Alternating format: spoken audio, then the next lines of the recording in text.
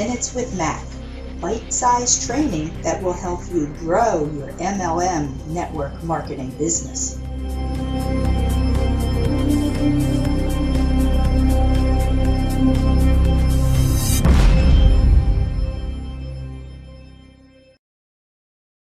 Hi, I'm Dave Mack. I'm sure you've heard a lot of the lies about multi-level marketing. You can make gazillions of dollars because your business builders, your reps, the MLM bunnies, they'll just multiply all over the place.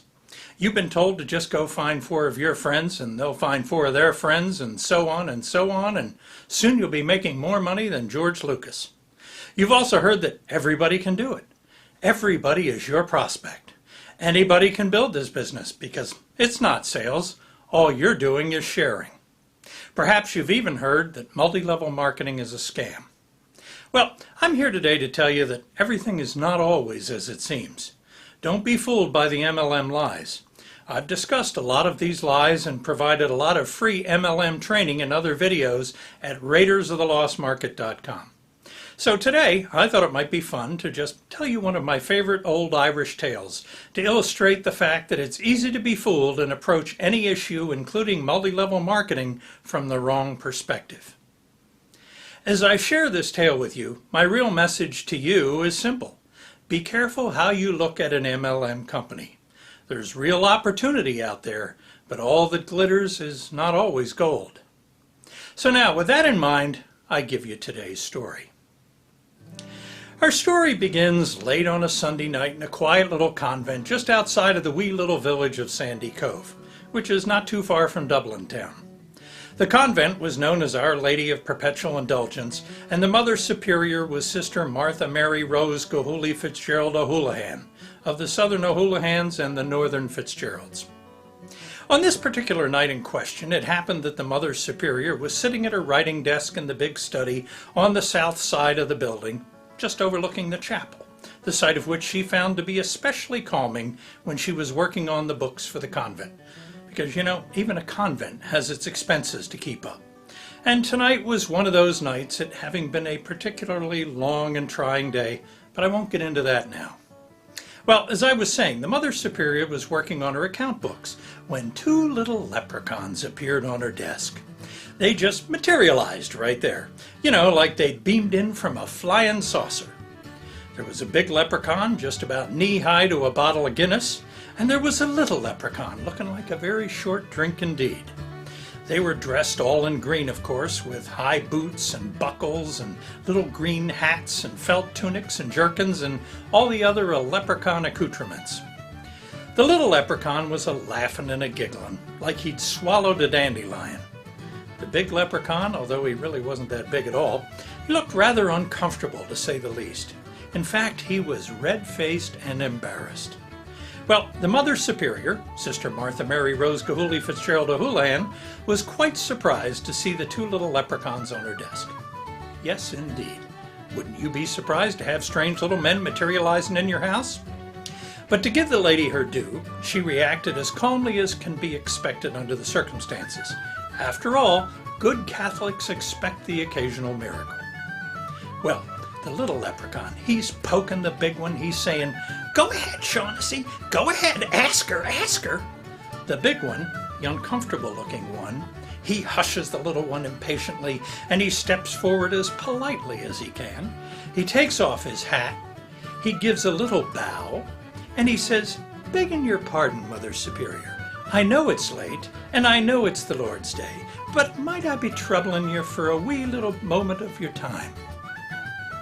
The Mother Superior was very impressed by the leprechaun's politeness, so she said to him, "What can I do for you, little man?" The leprechaun takes a polite step forward and he says, "Could you be telling me now, if it's not too much trouble, how many leprechaun nuns do you have in this convent?" The Mother Superior blinked in surprise and said, "I've never been asked such a question before. To be perfectly honest, I'm sorry, but for whatever reason you be wanting to know, we don't have any leprechaun nuns in this convent at all." Well, the little leprechaun thinks this is so funny, he falls down on the desktop, laughing and giggling and clutching his sides like his heart might burst. He rolls back and forth and nearly kicks over the Mother Superior's ink bottle. You see, Shaughnessy, I told you, I told you.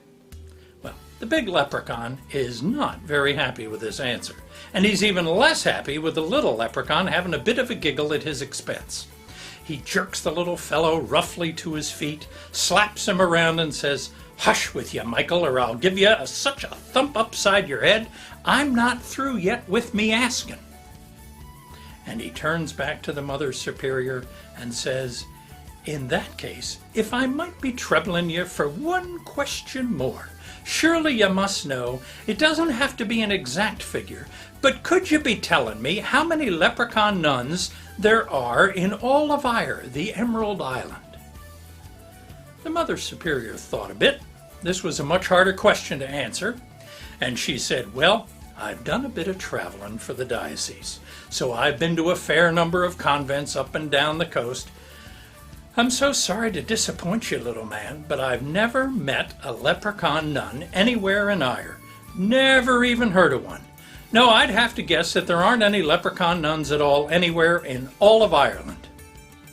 Well, this response is so funny to Michael, the little leprechaun, that he just purely topples right off the edge of the desk and into the Mother Superior's wastebasket, where he lies there giggling like a drunken sailor. "I told you, I told you." The big leprechaun steps to the edge of the desk, and he looks down at Michael and he says, "Hush with you, Michael, or I'll give you a taste of me shillelagh." And he does, as soon as the little leprechaun composes himself enough to climb back up onto the desk. Now, the big leprechaun is looking very upset. In fact, sweat is pouring off his brow and he fingers his collar nervously. He turns back to the Mother Superior, Sister Martha Mary Rose Kahuli Fitzgerald O'Houlihan, and he says, "Might I be troubling you for one question more, Reverend Mother? Could you be telling me how many leprechauns are there in all of the Holy Roman Empire, in the Catholic Church worldwide, under all of the Lord's great skies?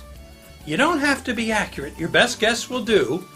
Could you be telling me how many leprechaun nuns are there in all the world?" Well, now it was the Mother Superior's turn to look unhappy. She said, "Look, little man, I've tried very hard to be polite with you.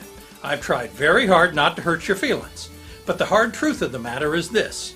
There aren't any leprechaun nuns anywhere in the entire world. I've never in my life heard of such a thing. No. And I certainly would have heard of a leprechaun nun if such a thing existed. It just doesn't exist. There are no nuns that are leprechauns. There are no leprechauns that are nuns. None. There are no leprechaun nuns at all, period. None at all." Well, at this news, Michael, the little leprechaun, is so beside himself with hilarity and amusement that he nearly wets his very pants. He pokes the big leprechaun sharply in the ribs and he says, "You see, Shaughnessy, I told you, you stupid coot, you've been dating a penguin." So you see, not everything is as it seems. If you ever want to learn the truth about network marketing and how to build a home-based business without pestering your friends and relatives, without giving in to the lies that you so often hear in multi-level marketing presentations, then check out our video training at raidersofTheLostMarket.com. I'm Dave Mack, the Internet Marketing Man with a Hat.